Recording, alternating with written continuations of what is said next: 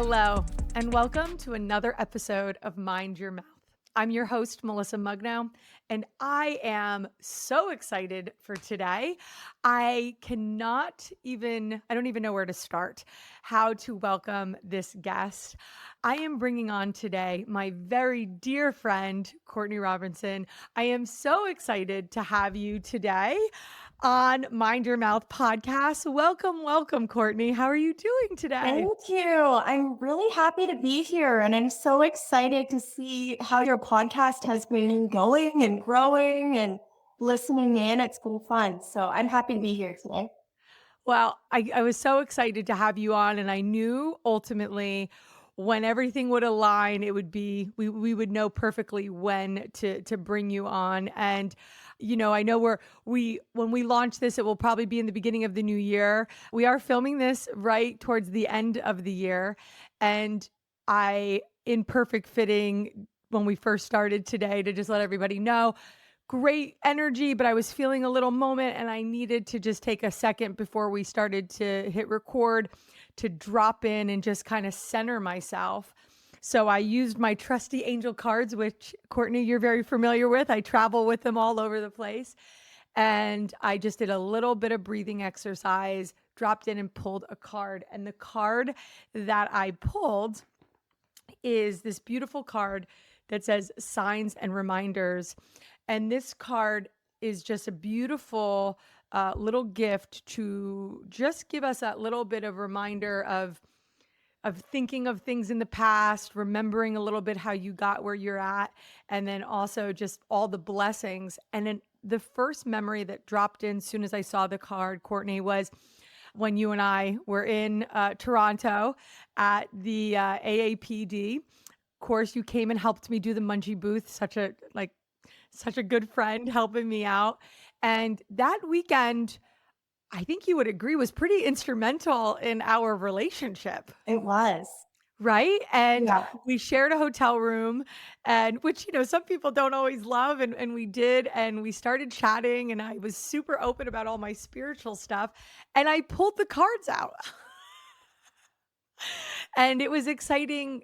And from there, we just started talking about all the things that we both had in common, both of our mindset beliefs. And then we really started, well, one, no, I want to say you were just such a beautiful gift from the heavens, from God, from universe, just giving me constant encouragement and support and kind of, I don't know, seeing me when I couldn't see myself. And I truly thank you from the bottom of my heart for that, because you have been such an angel, such a little Wow. gift on my path. And I really don't think where I'm at today has so much to do with our relationship. So yeah, let's talk about that weekend and what you remember a little bit about that Thank weekend and you. what comes up for you. Well, that's really sweet. And I honestly feel like we're a good match for each other in a friendship because I've always been like a spiritual person, but I would say almost like a closeted spiritual person. Like I've never really spoken about my beliefs to a lot of people, or I've always kept things more private.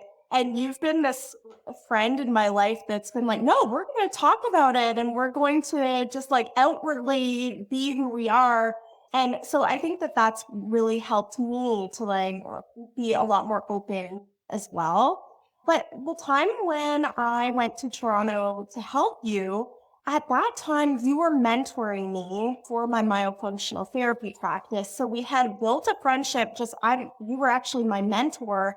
And I reached out to you at a time in my business, in my career, that I just felt really alone. I was nearing a point where I was like, I don't even know if I want to do this. In my area, there isn't a lot of other myofunctional therapists, or at the time, there wasn't a lot of people that believed in what I was doing. So yeah, I came across you in kind of a dark place in a way that I was ready to pack it all in.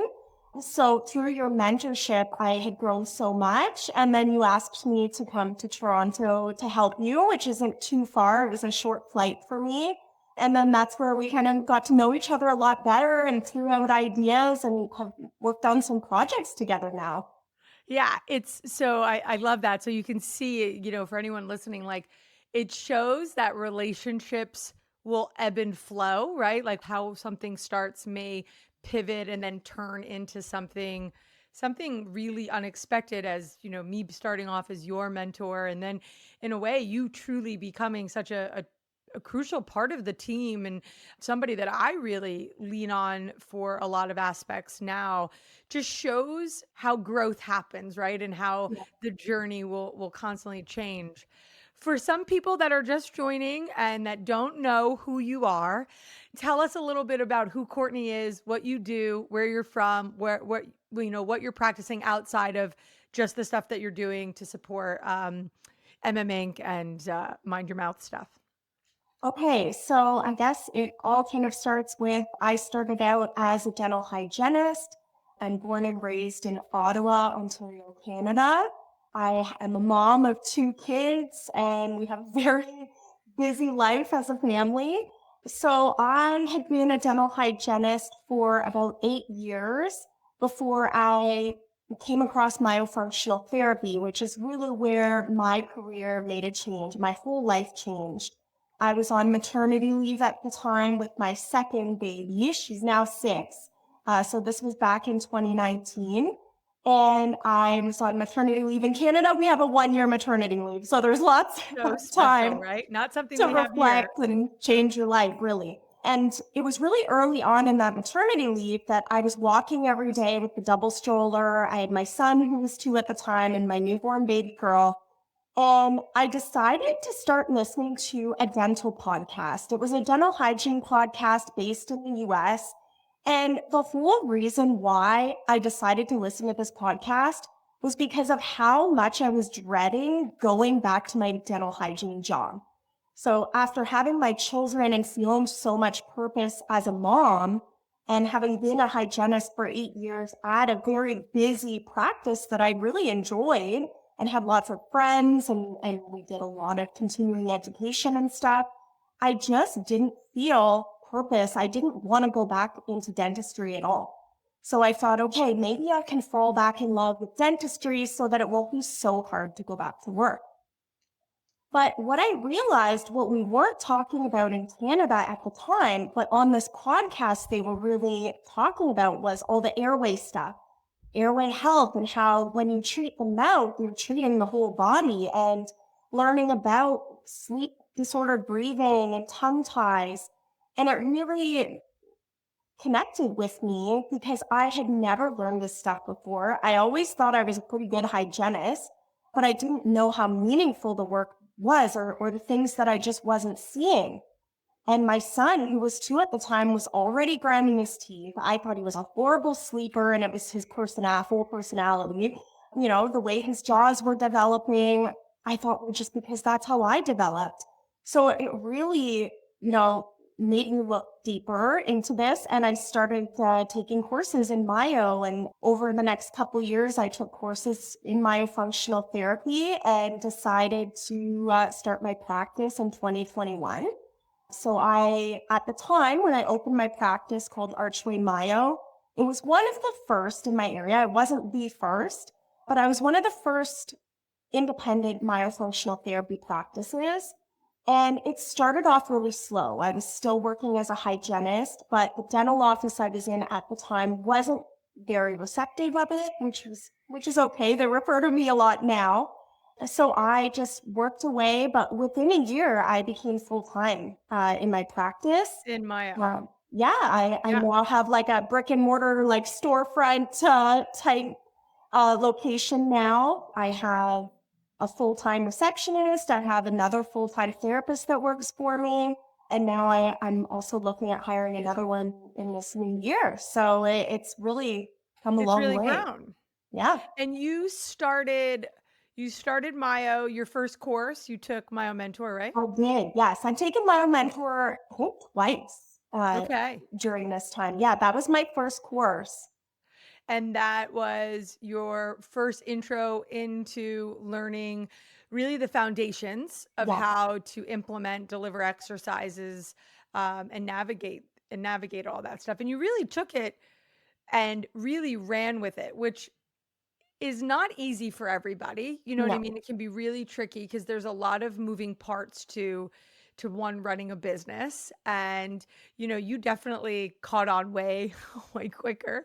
I definitely had to learn a lot harder. It took me a little bit longer. But you also, after that, have taken, oh my gosh, how many other, you've taken so many other courses. Yes. I've traveled more than I've ever traveled, just going to the different courses. I went to the Breathe Institute 1 year. I've been to different conferences. So yeah, I never stop learning.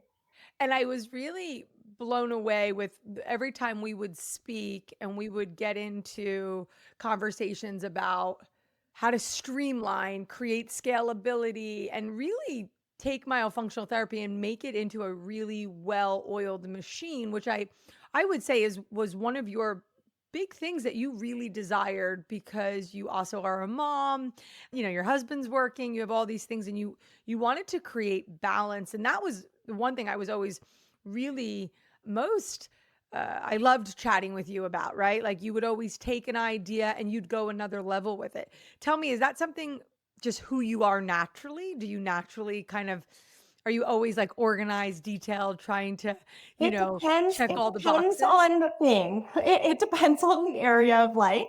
But I really do find with myofunctional therapy and in my career, I really wanted to understand why I was doing things. I'm not that person that can just take a template and follow it blindly. I want to know why we're doing it, how to get the results in the fastest way, but also in a way that's going to be sustainable. So I've really, I guess from all the different courses that I've taken, I've kind of developed a phased program that makes the most sense for families and feels organized and helps people to feel involved in their care. So that is something I'm pretty proud of that I've been continuing to work on.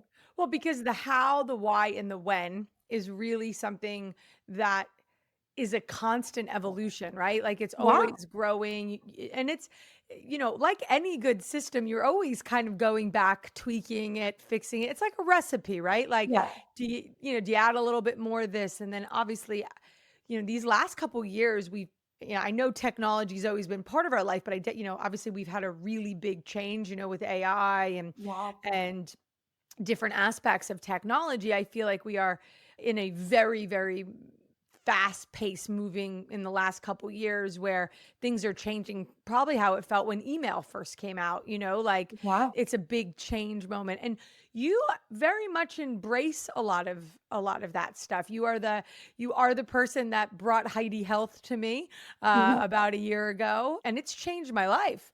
But you were using it even before. So has Yeah. technology always been something that you were interested in? You're not scared of? What? Well, I guess I've never really been afraid of it, and I really love the ease. So I don't want to spend evenings working on my chart notes. If there's something smarter than me that can streamline and make something faster, I will make it work. So yeah, I've had a lot of fun playing around with those things. I like to use them as a tool, but the other side of that though is that you don't want to lose your authenticity in all of these tools. So Mm. that's been something that I've been kind of paying closer attention to as well, is that When you with all the rise of like AI and things like that, it makes us a little bit less human, I feel like. So there's been some issues there when it comes to like my relationship with social media and things like that. Uh, I've had to find a different way in the social media world. like to be able to hit let's you know vulnerability, authenticity is probably the biggest commodity right now, I would say. And, I guess lucky for me, the more vulnerable and the more human you are, definitely is standing out because of Yeah. the race with AI and stuff.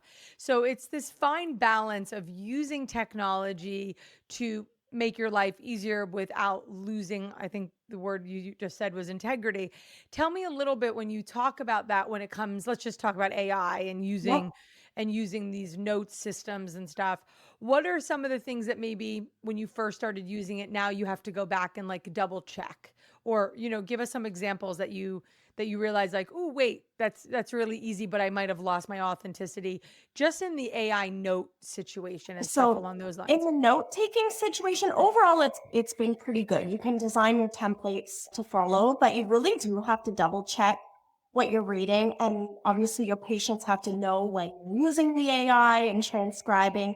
But sometimes you'll go back, and if you're too quick to take the transcription and convert it to a note template and send it to your patient, it can really go off on a whole other direction that you weren't expecting. So there's been a few things like that where you just really have to be sure to read over your work. You can't let it be too easy. Anything too easy is never great. I think Yeah, the one thing we talk a lot about, I know you and I, and you hear it in my stuff, is like the ability to be balanced, right? Everything in yeah, moderation. Nothing is bad. It's just with the intention and the integrity in which you're right. using it. So I loved what you just said about it's okay, like let your patients know it's nothing to be ashamed of. I had a client write me a text that goes, "Did you use AI for this?" Like as if they were like got an aha or a gotcha moment. Yeah, And I remember saying like, "Yes." And yeah, I'm like, "But I'm the one that's prompting AI. It's my thoughts, my layout. They're just making it polished for me so I didn't have to reread it and edit it 9 times so yeah. I can be more efficient." And the moment I said that, I took back my power instead of getting like, "Oh my God, I got caught," because there's nothing to be scared about with it.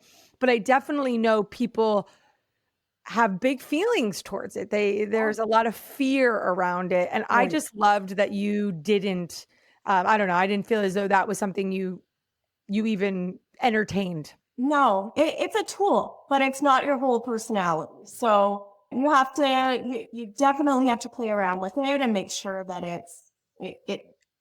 it's you coming through and that it's really just a template that's streamlining things. Well, AI is like a toddler, right? You got Yeah. to teach it, you got to train it to make it fit for what your needs are. That's a beautiful. It's just a tool. You have to guide it, grow it, and you have to put work into to get to know it.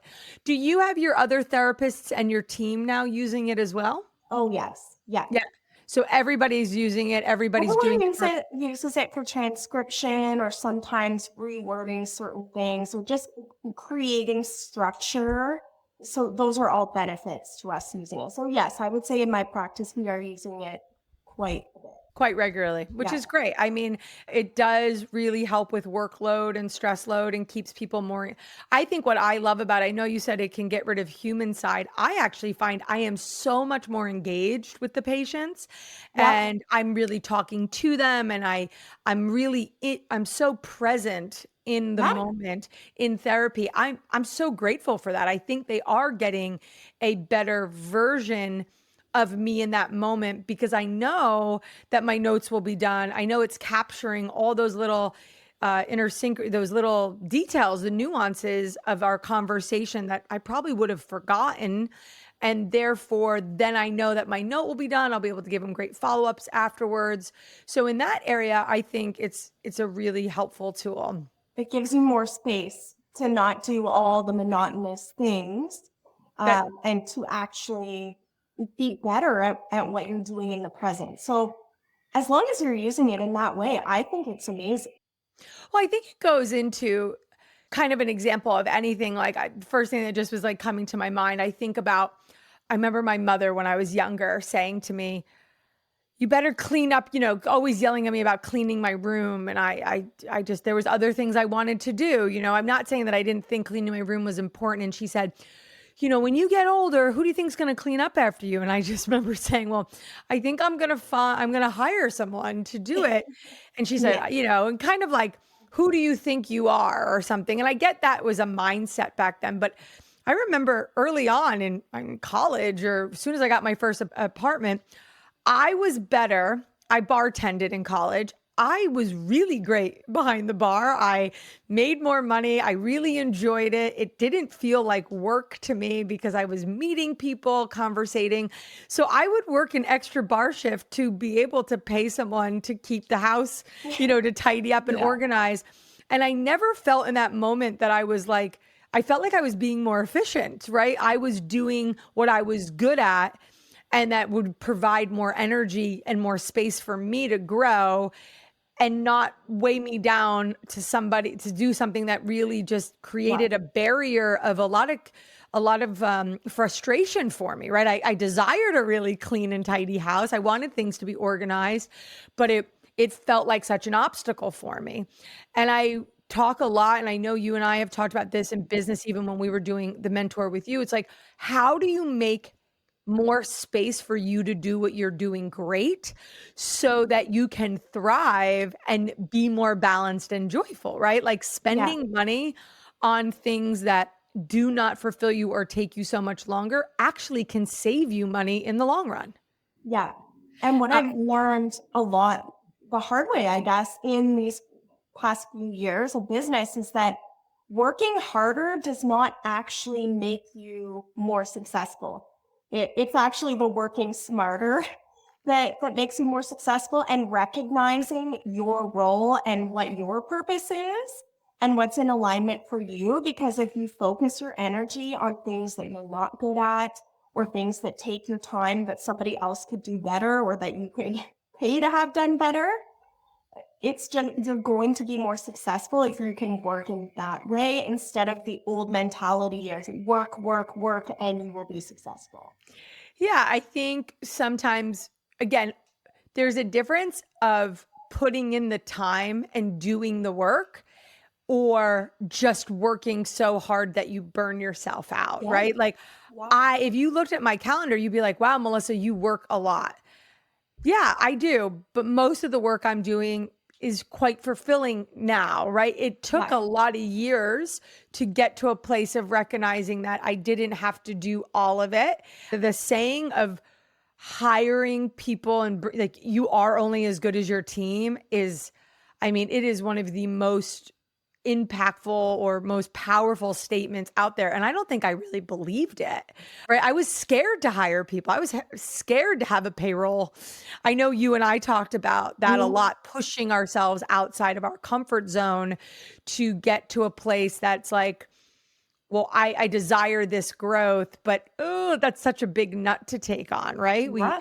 Yeah, what do you say to some therapists now or younger business owners, entrepreneurs, dentists when it comes to this mindset from what you've even learned? Well, I think what we worked through that a lot in my mentorship, and also just that, like, letting go of control. So you get to a point where, and I know that I had the mindset that was like, nobody can do what I can do, or, nobody can help me in my business or do things at my level. And I was really humbled to realize that there's actually people on my team that are a lot better at certain things that I was just on the hamster wheel trying to do all the time. So for anyone starting out, the moment that you have the space to add on a team member and work as a team, you need to take that opportunity. So, I think I went too long without getting support. So getting the support earlier on. Same thing with the dental offices that are starting to implement like the Myo and Airway stuff. If one person is there's only one person doing all the stuff, or one person that cares about it, or one person that has all the education, you will not get off the ground. You need a team to really be successful in this world. So I love where you're going with this, but I want to just touch base on something you just said that almost reminded me of like this micromanaging, this Yeah. feeling that I have to do everything myself because I'm the only one that knows how to do it. I'm the only one that really cares. You'll hear a lot of things right Yeah. now just because of definitely with the way society is, the change in the workforce. I know dental offices feel this, but even one-on-one like therapists that are opening their own business, there's this feel that you have to do everything because you don't really trust. You don't Yeah. trust yourself as a leader. You don't trust yourself as a business owner, and you're afraid. You're afraid. I think that's just really where it comes down simple. And I know this was an area, and if you'd be open to be a little vulnerable, that you did have to do some work to kind of massage and maneuver. When you think back to some of those areas that you were really concerned about or nervous, what do you think of that now?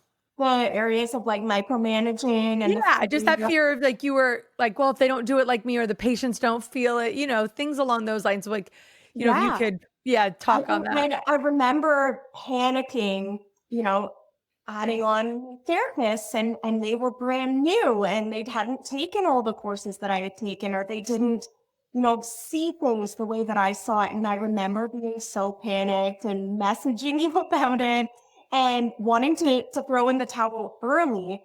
But once I was able to just let go and realize that, you know, anything is better than nothing. So my patients having access to a newer therapist that's trying their best and maybe not always getting it right. The patient doesn't know any different, first of Yeah. all. And everybody has to start somewhere. The idea of just being able to trust yourself by not micromanaging other people is really, really about you growing as a leader. And whether you're a therapist, a dentist, or anybody in that space, when you're feeling like your staff or your team or people are not doing what you are either motivating them, inspiring them, or you've created them to do, is always, unfortunately, whether we like to hear it or not, an actual direct reflection of your leadership skills Yeah. more than it is about them. Now, sometimes you have to ask yourself, did you make the right hire? Did you Right. know what you really needed? Or did you just hire a body? There's so much complexity to it.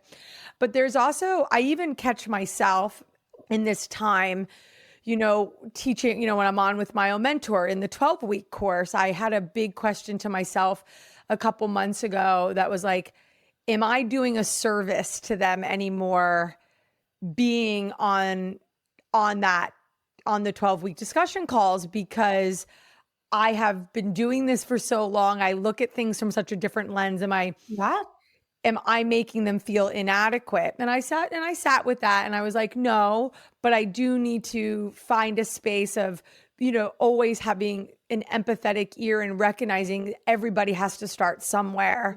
But with great leadership comes with a way of being able to inspire them, not to make them feel like they have to be Right. like me, right? Like, how can I motivate or how can I stimulate and really create curiosity for them to want to see it more from a larger standpoint or a bigger picture? And this has been some of the best growth I think I've been able to do in this last, year, 2 years with you, just us really talking about like, how do we coach? How do we develop? How do we support? And how do we not shame people or make people feel bad for what they don't know, but be the people on this side that are like, hey, come on, let me show you, let me teach you, let me inspire you. And I think that was something you and I really connected on, because I remember a conversation you and I were having, and let's just be honest, the chat rooms and the way people were speaking to each other was appalling. Yeah. It was gross. There was myofunctional therapists just berating and bashing new therapists, Right. asking questions. Well, yeah. And you still see it all the It, time.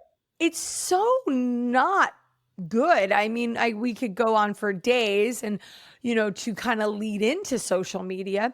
Social media is like this, dude, it's a complex relationship, right? Like, Well, yeah. it's got so much beauty and great power, but it also has like everything, it's light and dark. And I just heard somebody say, so I was in this coaching group or whatever, and there was a girl, a woman that was really where her mind goes, her energy was flowing, and it was flowing on the negative and very much in this victim mindset.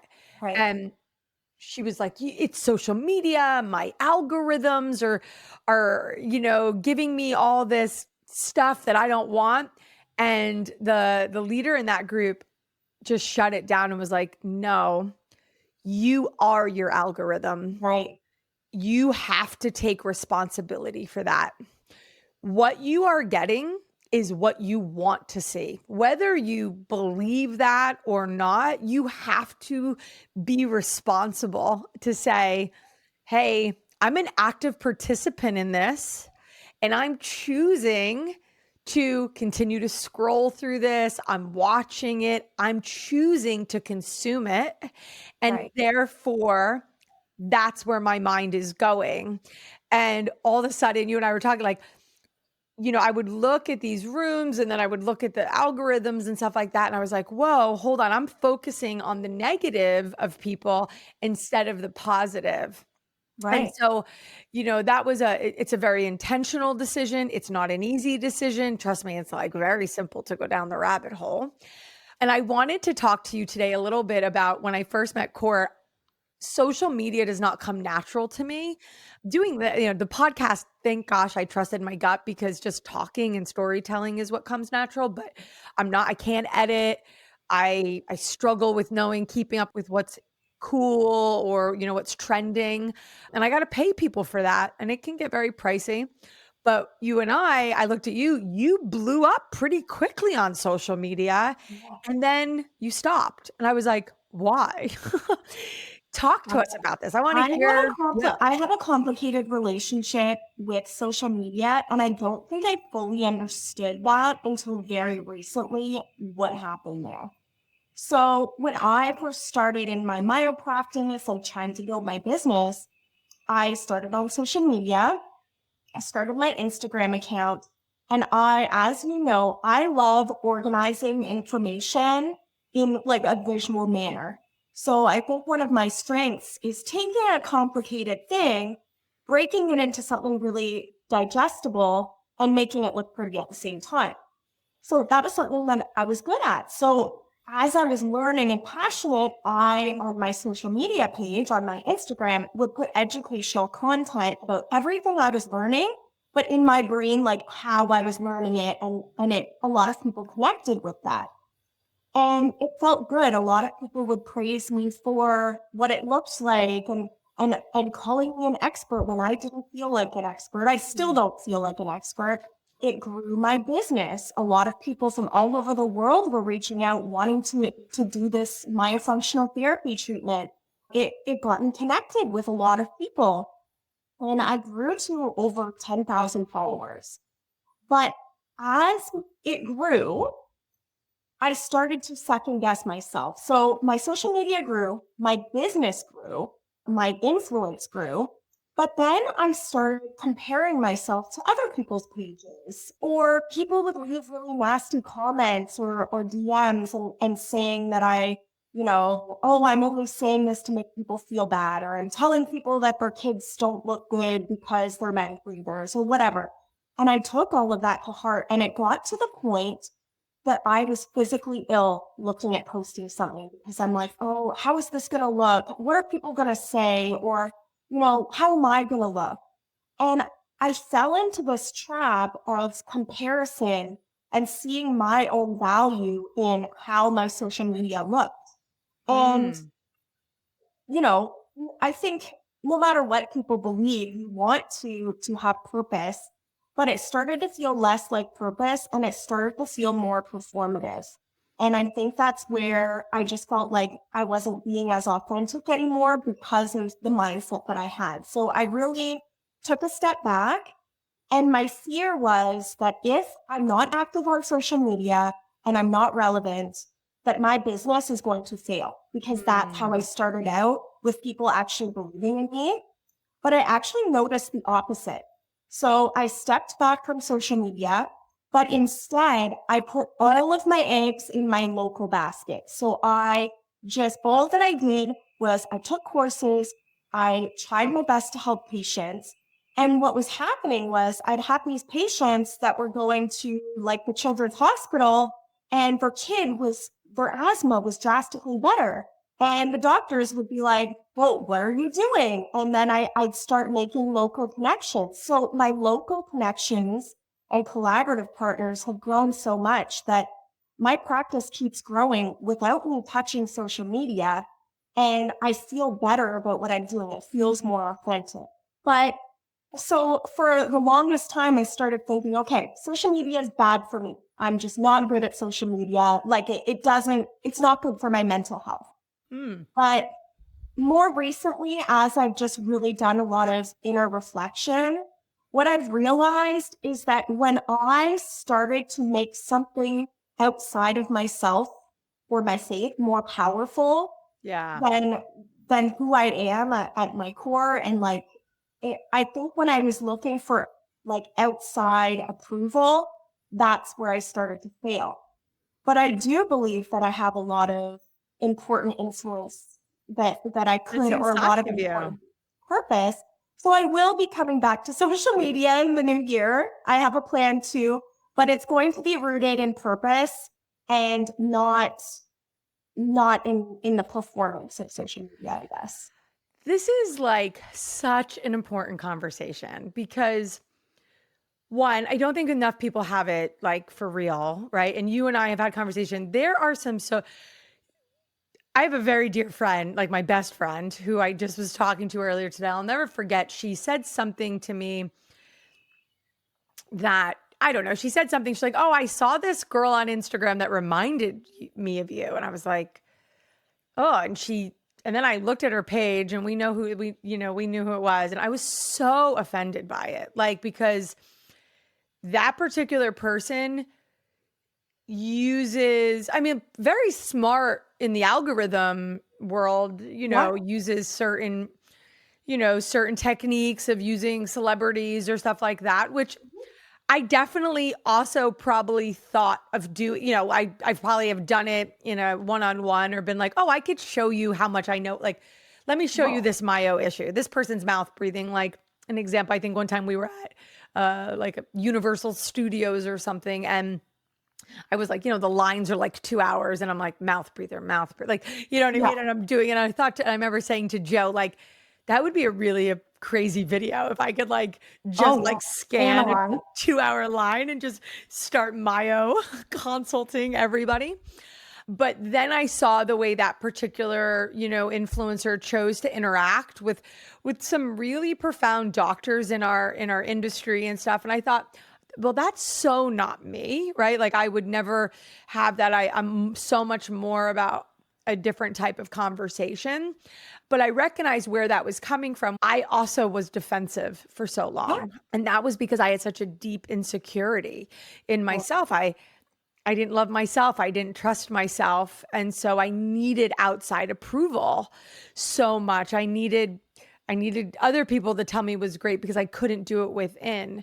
And as I've been super open that this journey that I've been on, this constant, why I do the retreats and I go to things, and it's not that I'm broken, it's that I'm continuing to heal so I can keep being the best version of myself. And when you can do that with social media from a place of truly like, I would do this podcast. I mean, I don't make any money really off the podcast at all. I do it because it's authentically me, right? Like it's fun. It's work. You and I've talked about it. It was one of the Yeah. hardest things to actually get set up. I had to invest in it, but it's an investment in my gift and what I can bring to people.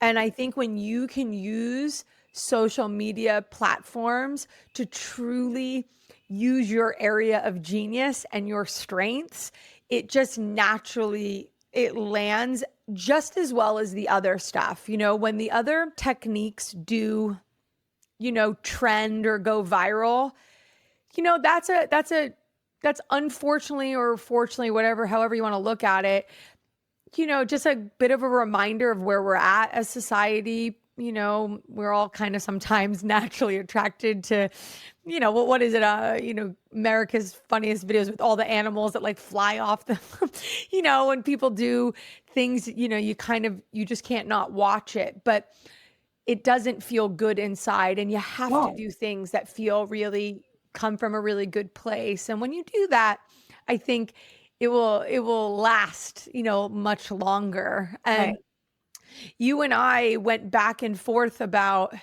timing on a lot of projects, right? And so Yep. I'm super happy to hear that you're going to come back to social media. I'm very excited to be able to hopefully be part of that and tag with you and go back and forth, Yeah. because you're the type of person that I want to, be connected to, and want to show the greater world what we can do through conversation, and the things that we care about, and being comfortable having these conversations about being vulnerable, Right. and being your best self for your children as a business owner and as a mom. So with that timing, I come into this thing about patience and timing. We put together, I had said to you 2 years ago almost now, that I really wanted to take my consulting stuff and I wanted to make it scalable, and I wanted to make it more digestible. But I was really, really scared. I was very scared because I thought I had to control it and manage it. Yeah. And I just think the conversation about the development of air, how it started, and the obstacles we've experienced and what we've gone through. And a lot of it was me just constantly putting the brakes, because I was scared to what people were going to think. Was Yeah. I was I trying to compare myself to other people out there? I just deep insecurities, and having somebody like you just be like, "What are you scared of?" Was so important to have people in your team and in your camp that don't give up on you, right? That kind of push you through. And so one of the things that I found about you that is so great is that I love how you, like you said, your area of genius, laying things out from a very visual aspect, right? Like, so guys, Courtney helped me. Anyone who's taken the Ortho Myo course, she visually did all the slides with me, right? So her and I worked on those, and we've gotten amazing feedback on those slides. All of the info it was mine in my head, and I had been there, but I was struggling taking what was in my mind and putting it onto slides and to create it into a presentation, because you need visual as well as audible to be able to make an impact. And together we did a really great job on that. And then you helped me with the AIR program. And so let's talk about AIR. Let's talk about it. So from your perspective, Courtney, so I'm not constantly just talking about myself, what would be your elevator pitch for AIR? So with AIR, so AIR is dental consulting for dental teams who are looking to bring like more meaningful work into their practice through like airway screening and airway implementation. And now we've kind of taken it from, teaching them the basics of air. And for most people, it's not so much about proving to them that airway is important and real, but how do we integrate it into a sustainable way in a dental practice? Yeah. So taking purpose and importance and changing lives, but making it streamlined and sustainable and not scary. One of the things that I found that was really interesting was that, when you do something over and over again, it becomes really easy to you, right? So I got to Right. a point that was like, oh, this is simple. Everybody knows this stuff.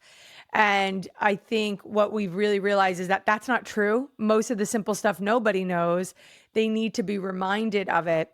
And so for any of you guys listening, so AIR is a online demand course that we actually now have it where you get coaching. So if you're a myofunctional therapist or you're a dentist out there and you kind of just don't know where to start, AIR is our answer to start. It's like your first little dip your toe in, and we cover everything you would need to know to be able to make a logical next step decision, and also give you the opportunity to do some internal self-awareness.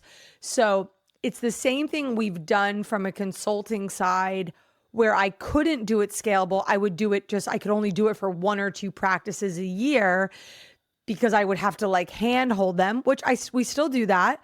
We still offer a very concierge high-end consulting, but we needed something that more people could just take, drop in, go, get what they need and run with it. And we've divided and conquer, and we've brought, so not only did Courtney help me design all the slides, but I realized Courtney was ideally a great mentor and another consultant to bring on for the area that she loves, which is truly implementing myofunctional therapy and making it streamlined and scalable in the practice.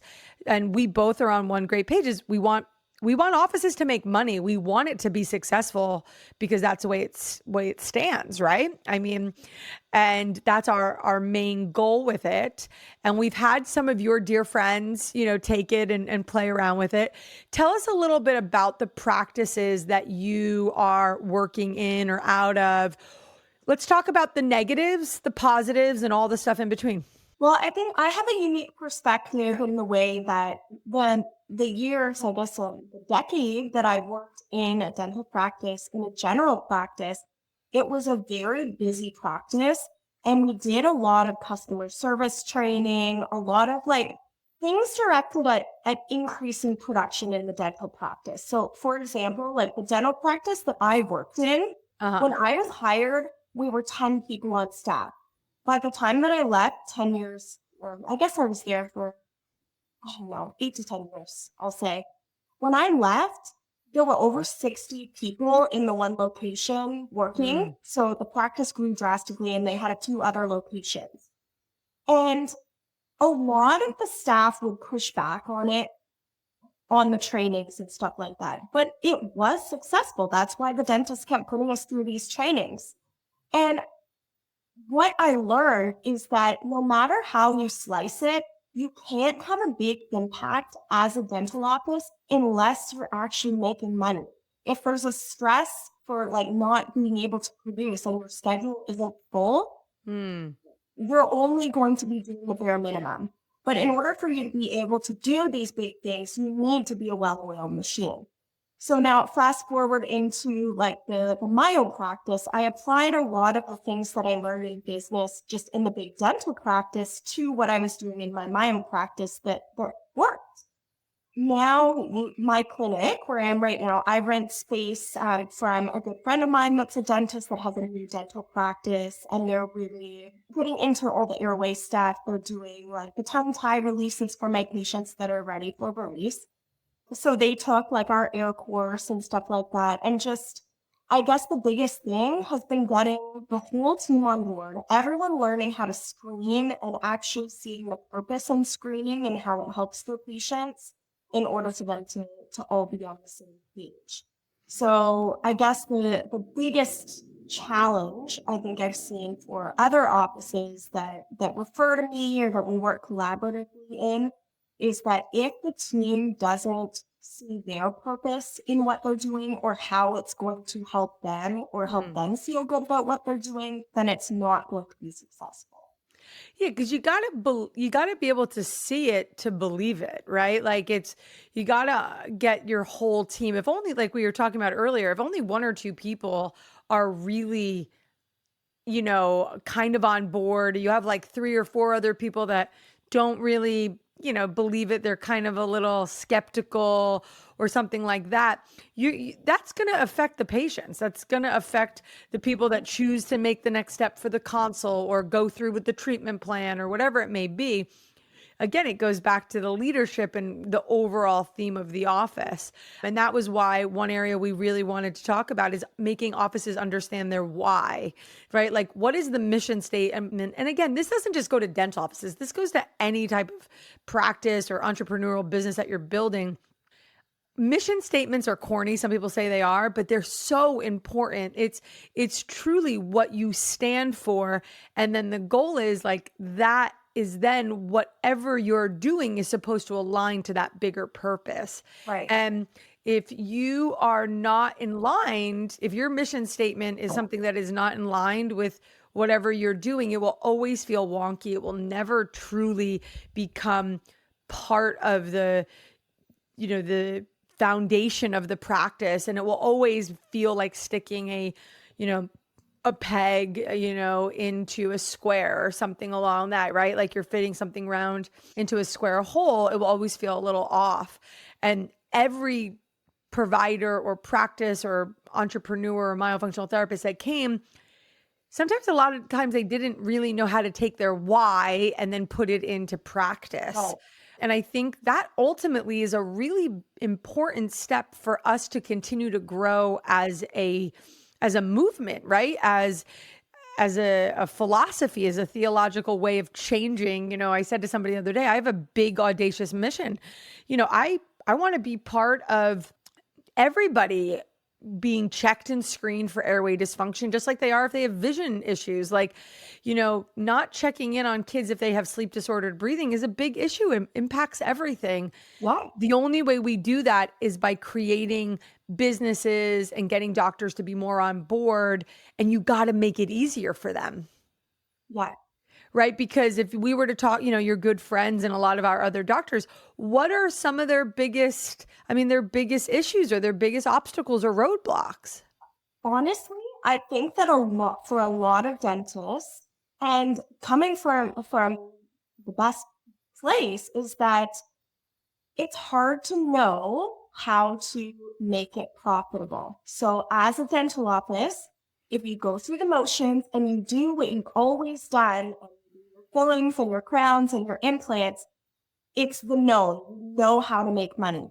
But if you pivot and you change, then you start to wonder, it feels disorganized. There isn't that clear blueprint of like, how do I get from point A to point B? And am I actually like losing by trying to help people more? So I think that that's a big fear that I see a lot, is that these dentists are like, okay, I see it, but I don't even know the first place to start where we're not wasting time and that we're not just putting ourselves in these circles. And Hmm. how do you start implementing these things? I think that at the root of what we do is the belief that if we're in alignment, if you have purpose, if you're authentic, everything else will follow. The success will follow. But if you're disorganized, your heart's not in the right place, you don't understand what you're doing, that's what leads to the burnout, the confusion, the overwhelm. So our job, I guess, in the consulting and in the Air Force is to give them like a Lego instruction manual of like how to implement Airway, which should just be part of our normal practice. How do we make that normalized? And how do we be successful in doing that?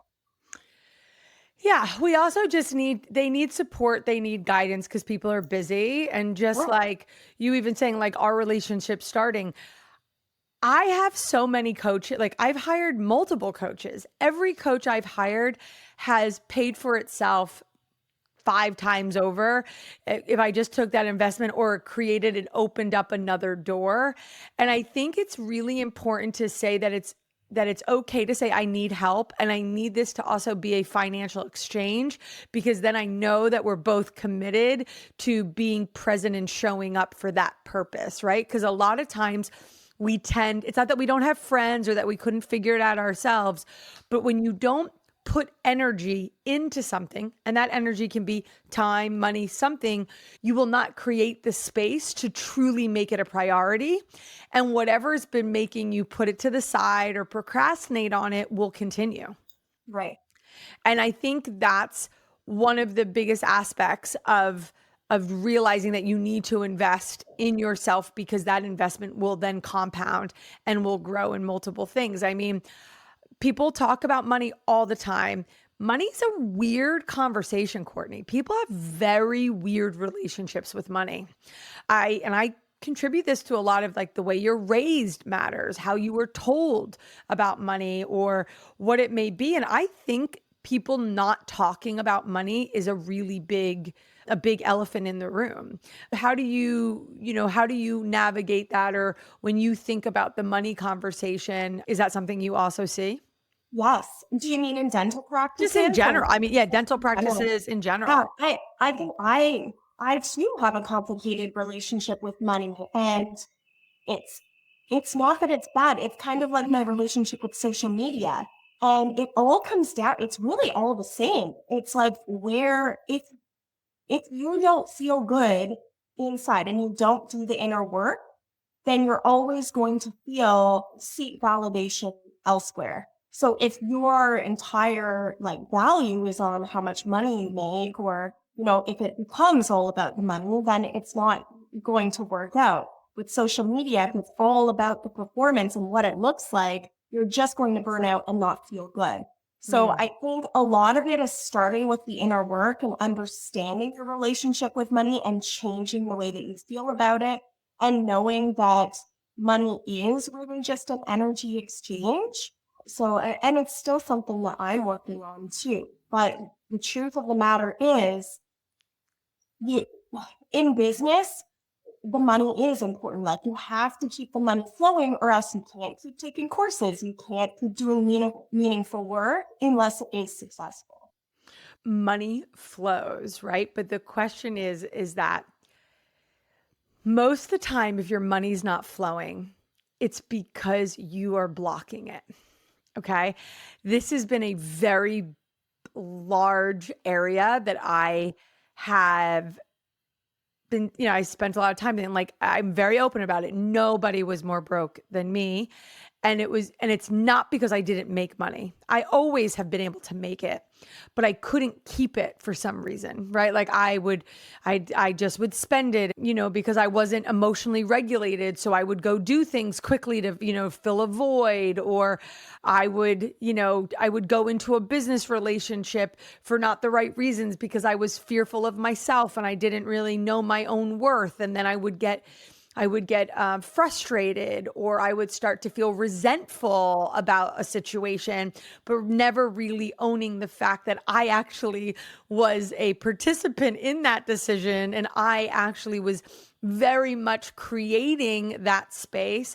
And because of that, people weren't attracted to it. So therefore, the money didn't flow into the situation, right? And I know that that can sound woo woo to a lot of people. And I might I might offend a lot of people by saying that. But the truth is, people do business and spend where they're attracted, where they're feeling stimulated, where they move. And it can be from hearing it from a friend, whether word of mouth or something like that. But when you get aligned and you're willing to look in the mirror and do the internal work, all of a sudden blockages break away. And when those blockages break away, it just flows and it flows, but it comes from a place of trusting. And I bring this up because I am naturally a people pleaser. Or maybe I'm not naturally, it's how I was raised. I just wanted to fix things. So when people say something or do something, I automatically felt like I must be wrong, they're right, because of my own insecurities. I was like that for a long time. So if a client would get frustrated or almost make me feel like they were saying I didn't do enough for them or I didn't do what they expected, I would beat myself up over that. And then I would overcompensate and do more. But the interesting thing about consulting and coaching is that it's like anything. It's like hiring a personal trainer. Personal trainer shows up, he's there, he tells you what to do. You're not paying him to lift the weights or her to lift the weights for you. They're just there to guide you, to show you how to do it. At the end Yeah. of the day, you still have to do the work. And it doesn't matter how many coaches, how many consultants, how many mentors or myofunctional therapists or doctors that you hire, if something isn't getting fixed, it's a you problem, not a them problem. And that then people will be like, well, I spent all this money and they didn't give me what I wanted. That's because you didn't know what you wanted. Like But to I re- think too, we learn to manage those expectations better when when you learn that the hard way. You learn to maybe set up the clients with a better expectation of what you are actually there for. Instead of promising the world, you give them like the realistic expectation and what their role is in all of this. which is, I mean, that's you're right. Setting up realistic and then being really confident in yourself and in what you've done and saying, no, we did exactly what we needed to. I'm so sorry that it fell short of what your expectations were, but where did we, lose off or where it may be. It's also, in therapy, most of the time, if therapy doesn't work, it's two things. Either the therapist did not set up the proper expectations, or they let the patient start to take over the reins and start controlling the sessions. And then all of a sudden the parent's like, that's not what you said. And you're like, well, wait a minute. You know what I mean? You lose control of that. And then this goes into, then you feel like, there's resentment that comes into that, or you get frustrated and, all of those aspects. So the way, if you can shift your mindset or the way you look at things, it's amazing what can open up. And I want to share, we're doing the new branding, and this has been an opportunity for me to get really uncomfortable, and it's not been easy. It's been frustrating. I've gone through 3 different agencies, and I've not blamed any of them. There's been some times that there was moments that I was like, well, I thought they were going to do this or do that. But every one of those situations have showed me a couple things. One, I thought maybe they were showing me what I didn't want because I didn't even know what I didn't like.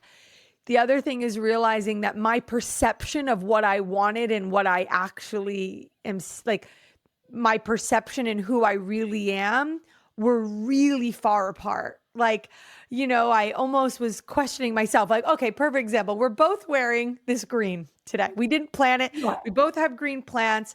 And the truth is, I have been saying that Mind Your Mouth is these colors, right? I've loved it, or I said it, and then I had one agency make me the Mind Your Mouth logo, which I love. I like the colors, but I thought, oh, that isn't what I wanted. But really what I was saying was, is that really what I look like? Is that real? I was judging it because I was judging myself. Right. But that agency was just giving me, a cool version of what they went. And then, then I was talking to somebody else and I went, oh, I liked what somebody else, which is a really perfect example of wanting what somebody else has, right? Keeping up with the Joneses, thinking that you need to be something that you're not, and getting really comfortable and recognizing hey, listen, maybe my colors are this green and I do like the trees. It doesn't mean it has to be my entire brand, but it's okay to have those aspects. But it's all about getting to know yourself. And I know this sounds interesting because we started this little segment in this area about money, but this is all about getting your flow so that you can make more money, so that you can receive those things. And I mean, the more you've gotten comfortable in your skin, you're in such a different position today than you were, wouldn't you say? Yeah, I think a lot of it was learning to give up control, stop comparing, and just being authentically myself has paid off a lot more than me wanting what other people have or trying to do things the way that other people are doing them, and just being authentic. And I'm at a place right now where it's the less that I stress, the better that things get for me. Well, it's I was just saying, I made an impact 20, I'm done making things hard. Right. I'm only going to do now there's a difference of of course I will do, I will do things that need to get done. But if it's hard and I'm forcing it, it's not meant to be, and it's not time. And I'm going to be okay with that. I was sitting with Joe and another kind of conversation about money. We were, when is something a splurge or overspending or something, or when something that, no, this is about comfort. We're done being uncomfortable. We're done making ourselves feel like we have to struggle or that we are not worthy of comfort. Now, we were doing an example of flying, right? Okay, if we're taking a 2 or 3 hour flight, we do not need to all upgrade. We can be a little uncomfortable for a couple hours. That's just being, that's being responsible, right? But if we're going to go take a 9 hour, 10 hour flight, we don't need to be so uncomfortable that we then struggle for the next 2 days. And then it creates this like heavy negative energy. We can invest in making things a little bit easier for ourselves, because in the long run, that will pay tenfold than saving that little bit because we don't think we're worthy of that. Something in Yeah. that mindset of like, when do you invest? And that's something like as a family, not only from our marriage, but also business aspect is, we're done with that. That's in the past. I'm not in my future. It's going to be about being comfortable and enjoying things a little bit more, right? Enjoying opportunities. The joke is, if you're on a 10-hour flight and you're shoved like this for 10 hours and then you got to go lecture right away, you're not going to find a lot of joy in that. Yeah. You're tired, you're uncomfortable, you're all crunched up. So again, I know that there are people that are going to be listening and saying, well, that must be real nice, Melissa. That's not even an option. But it might not be an option right now, but if you put that intention out there and you start to, what do you want to call it? Manifest, positive thinking, principle. What is it? What's the other one? Law of attraction. Yeah, law of Yeah. attraction, right? It's true. You start saying to yourself, there's going to be a spot in front of Target soon as I get there. You know what I mean? Like, and you put it out there, a lot of times it does work, Yeah. What are some of what if I ask you about with your husband and your family, like some of your mindset shifts and changes, how has that impacted you on a personal side? Like from your marriage to the way you are as a mother, a daughter, a sister, like does your family see the changes and differences in you? I think so. I think that, my family, looking back to where I started and when I was younger, I never thought that I would be like the business owner. And I come from a family of entrepreneurs. My sister is as well. And I always said, and I think my family always kind of said that I couldn't handle it. I would be too stressed, I'd have too much anxiety. And I do have a history of that. But what my family has seen over since my career changed and since me diving into this and having passion, I think I've never learned more about myself as when I started a business, because all that it does is it illuminates all of the areas that you are insecure, all of your like money blocks, all of your, it's a really big mirror in the face. I think I don't know how I would have learned a lot of these lessons without a business, but my family has commented on just the confidence that I've grown and I guess the backbone that I've grown over the past bunch of years. But even on a personal level, I think managing my own expectations and to stop seeking that external validation has been so great for my relationship with myself, with my husband, with my family. So I am really grateful for that. Yeah, your family sees the evolution of yourself, right? Like you're still Courtney, you're still perfectly you, but you're this little bit more, lighter, more confident or whatever. You're expanding your own ability to realize that you're not, don't confine yourself into a box. You can do, most of us, almost all of us can do whatever we really want to, as long as we're willing to do the internal personal growth work.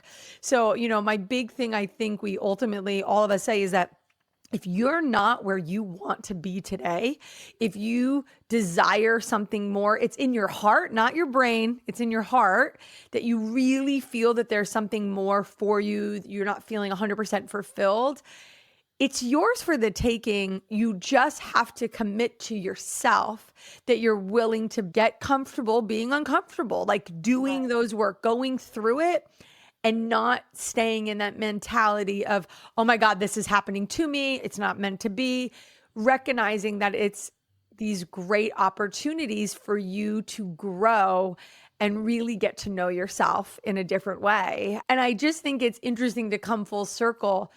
that the type of what myofunctional therapy has brought and what it does is it really brings awareness of human behaviors and how dysfunction from a place that most people would say, hey, Courtney, you can survive if you're mouth breathing. You're right. You can survive. You might not, you're going to work harder.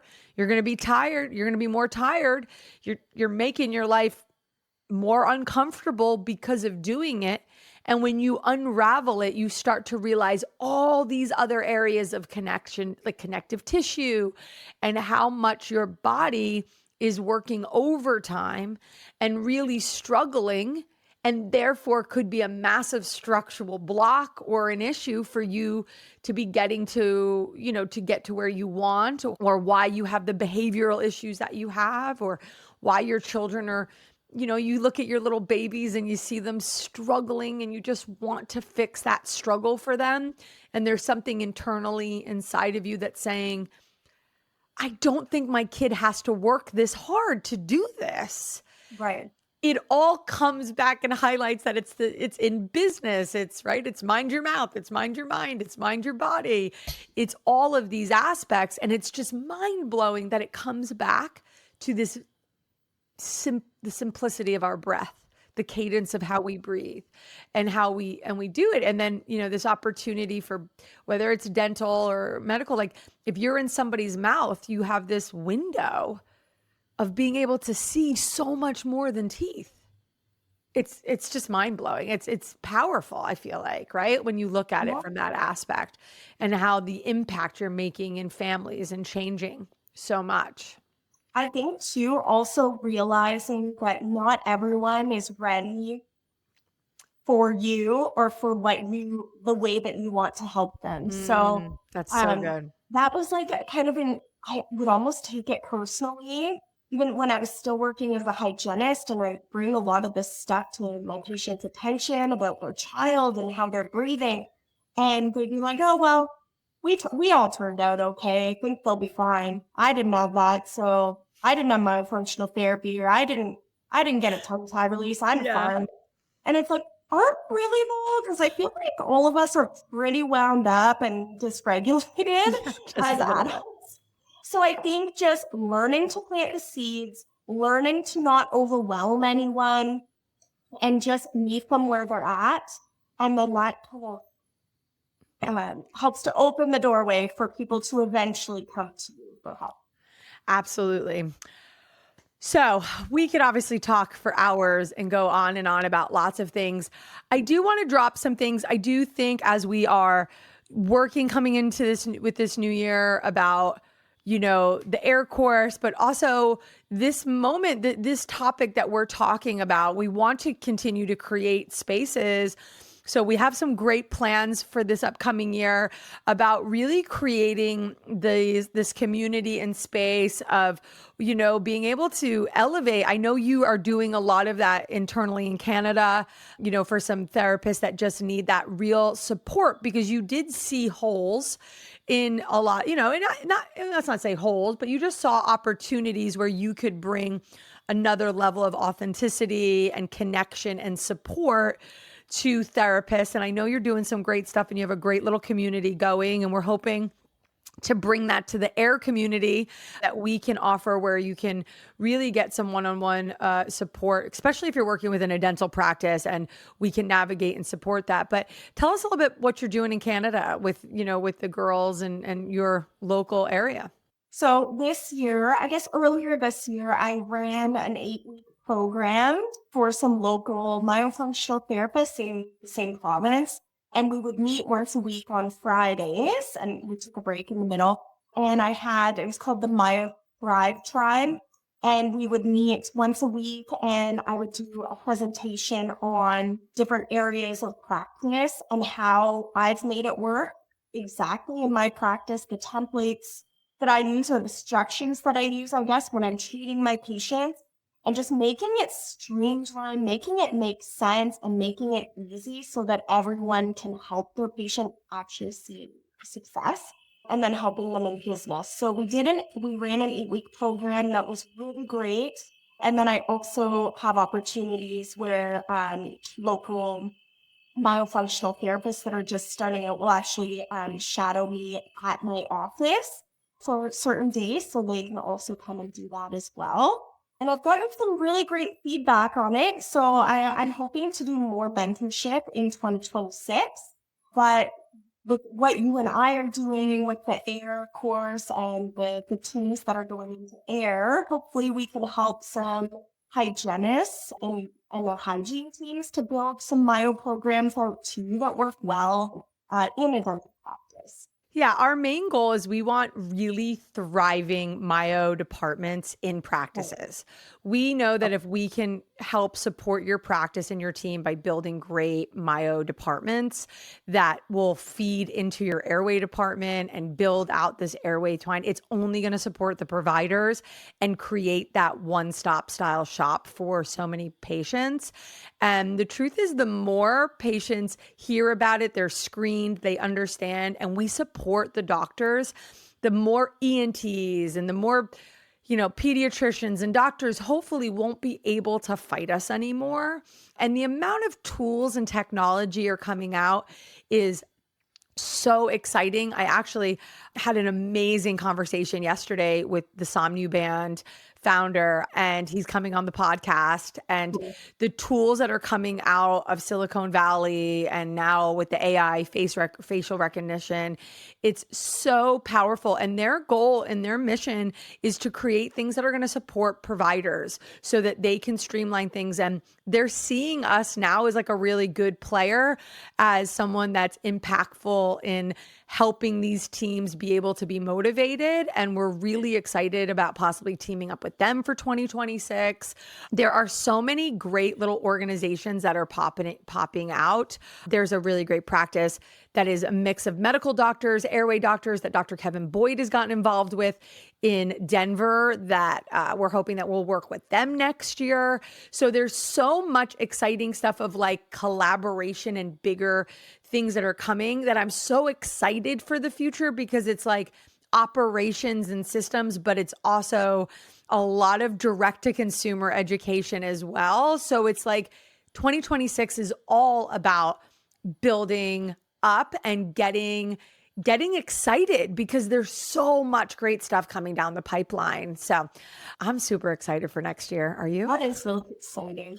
Yeah. I feel like every time I talk to you, you have new things coming. Yeah, it's coming for the new year. I'm excited just because it feels like there's a lot of great buzz and conversations happening. And like a lot of times with conversation, not everything turns into what you think it's going to turn into, but every conversation matters. Every time you have that conversation, you plant that seed, something grows out of it. You just have to relinquish having to control what comes out of it and just being super okay and trusting that the universe and God have your best interest at heart and that there's a greater plan. You just have to be ready to go for the ride. And that's absolutely what I feel like 2025 was about for me. And again, as I started this episode today, Courtney, I can't thank you enough for not only, just being authentically who you are, but my friend, my colleague, and we are so lucky to have your skill and your ability. And I cannot wait to see what you bring, that you come back to social media, because absolutely people need to hear the things that you have to say, and they need to see it. That's for sure, because there's just so much great opportunity with that. Thank you so much. Thank you with for that, having we me. have a little way that we close the podcast, and we close it by asking the same question to everybody at the end. And that is, what does mind your mouth mean to you? Mind your mouth. So to me, mind your mouth is not so much about, like watching what you say, but actually the mindfulness around the mouth and how that connects to our full body wellness. So the things that we eat, what we put into our bodies comes through the mouth. The way that our structures of our mouth develop and how that develops our airway and the way that we breathe, the way that kind of connects to our whole life and our wellness. So yeah, I guess minding your mouth to me is more about how your mouth takes care of your whole body including your mental health too. Courtney, thank you so much for joining us today. We can't wait to have you back on the podcast. Thank you. For everybody out there, we can't wait to see you. Until next time, another great episode of Mind Your Mouth. Thank you so much. We'll see you guys soon.